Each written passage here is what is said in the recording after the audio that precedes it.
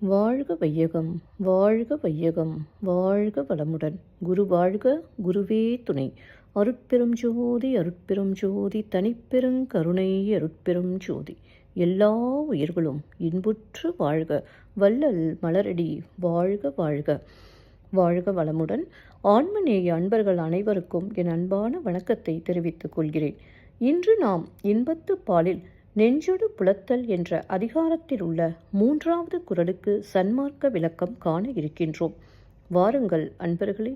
அதிகாரம் நெஞ்சொடு புலத்தல். குறள் 1293. கெட்டார்க்கு நட்டாரில் என்பதோ நெஞ்சேனி பெட்டாங்கு அவர்பின் செலல்.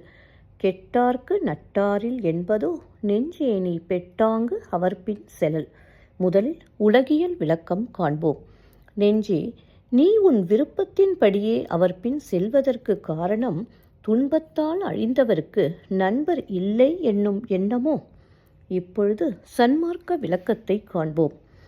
மரணத்தினால் அழிந்தவர் இறைவனை காண்பதில்லை என்பதால் அம்மரணத்தினால் அழியாமல் வாழ சிறப்புடைய இறைவன் இருக்கும் புருவ மையத்தின் உள் நடுவில் உள்ள இடமான அவ்விடத்திற்கு நீ செல்கிறாயோ? மீண்டும் ஒரு முறை கூறுகிறேன்.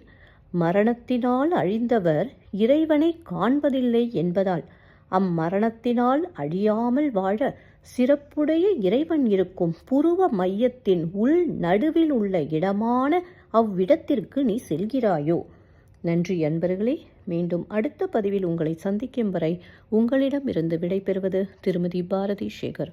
வாழ்க வளமுடன்.